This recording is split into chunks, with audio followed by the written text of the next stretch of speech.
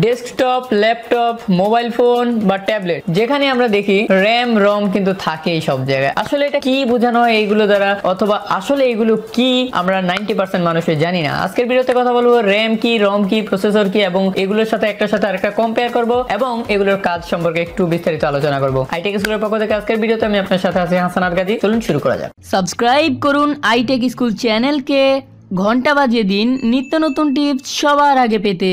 তো সর্বপ্রথম আমরা জানি র্যাম রম কি, তো পরবর্তীতে আমরা প্রসেসর নিয়ে কথা বলবো। র্যাম মানে হচ্ছে র্যান্ডম অ্যাক্সেস মেমোরি এবং রম হচ্ছে রিড অনলি মেমোরি। সো দুইটাই এক ধরনের মেমোরি। সো র্যাম এর ক্ষেত্রে কি হয়, র্যাম হচ্ছে একটা ভোলাটাইল মেমোরি, যেটা বলা যায় একেবারে পার্মানেন্ট না, মানে টেম্পোরারি। যখন কোনো একটা অ্যাপ্লিকেশন রানিং থাকে তখন এটা যে ডাটা ওইটা র্যামে হোল্ড থাকে। সো রানিং অবস্থায় র্যামটা জাস্ট কাজ করে, কিন্তু র্যামটা অলওয়েজ কোনো কাজ করে না এবং এটাতে যে ডাটাগুলো আছে সেটা অল টাইম না, মানে এটা জাস্ট রানিং অবস্থায়। অ্যাপ্লিকেশনগুলো যখন প্রসেস চলে, অ্যাপ্লিকেশনগুলো প্রসেসিং অবস্থায় তখন র্যামটা ইউজ হয়। আর রম হচ্ছে গিয়ে কি, এটা একটা নন ভোলাটাইল মেমোরি এবং এটা হচ্ছে একটা পার্মানেন্ট রিড অনলি, মানে এটাকে আপনি জাস্ট রিড করতে পারবেন বাট রাইট করতে পারবেন না। আর এটা হচ্ছে কি করে, মেনলি যেহেতু নন ভোলাটাইল, সো এটা দিয়ে কিন্তু যেহেতু স্টার্টস আপ যে অ্যাপ্লিকেশনগুলো এগুলো কিন্তু স্টার্ট আপ করতে পারবে না। আমরা যে বায়োস এর কথা বলি, এই যে আমাদের প্রতিটা পিসি দিয়ে কিন্তু বায়োস থাকে, এই বায়োসটা কিন্তু মেইনলি ভাবে রমের মধ্যে পড়ে। সো এই ক্ষেত্রে কি হয়, রমের কাজটা যে আমাদের জাস্ট এটাকে একটু পুশ আপ করা এবং এটাকে মেইনলি ভাবে একটু ধারণ করা যে মেইন ইয়েগুলো। আর এটা মেইনলি ভাবে 4 MB মতো হয়, অত বেশি হয় না। মানে রমের ক্ষেত্রে কি অত একটা বেশি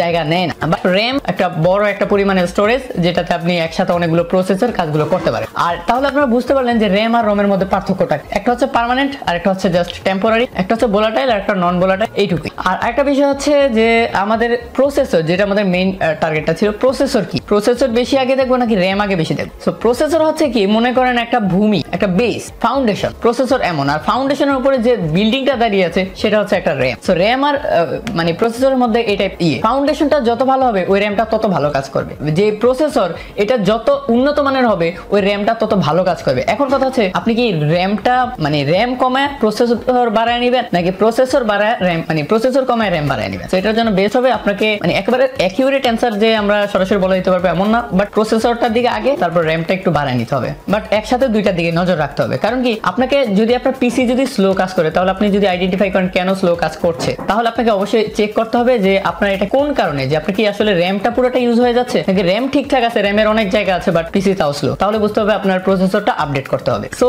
এই ছিল আজকের ভিডিও। ভালো লেগে থাকলে অবশ্যই লাইক দিবেন, কমেন্ট করে জানাবেন আপনার মতামত এবং ভিডিওটি অবশ্যই বন্ধুদের সাথে শেয়ার করতে ভুলবেন না। আর আপনি যদি আইটেক স্কুল চ্যানেলের নতুন দর্শক হয়ে থাকেন তাহলে লাল রঙের সাবস্ক্রাইব বাটনে ক্লিক করে সাবস্ক্রাইব করুন এবং পাশে ঘন্টা বাটনটি বাজিয়ে রাখুন পরবর্তী সকল টিপস এন্ড ট্রিক্সের ভিডিও সবার আগে পেতে। আর আপনি ফেসবুক গ্রুপে যদি এখনো জয়েন না হয়ে থাকেন, প্লিজ ভিডিও ডেসক্রিপশনে আমাদের গ্রুপের লিংক দেওয়া রয়েছে, সেখানে আপনি গিয়ে আমাদের ফেসবুক গ্রুপে জয়েন হয়ে নিতে পারেন। তো আজকের মতো এইটুকুই, দেখা হবে পরবর্তী ভিডিওতে।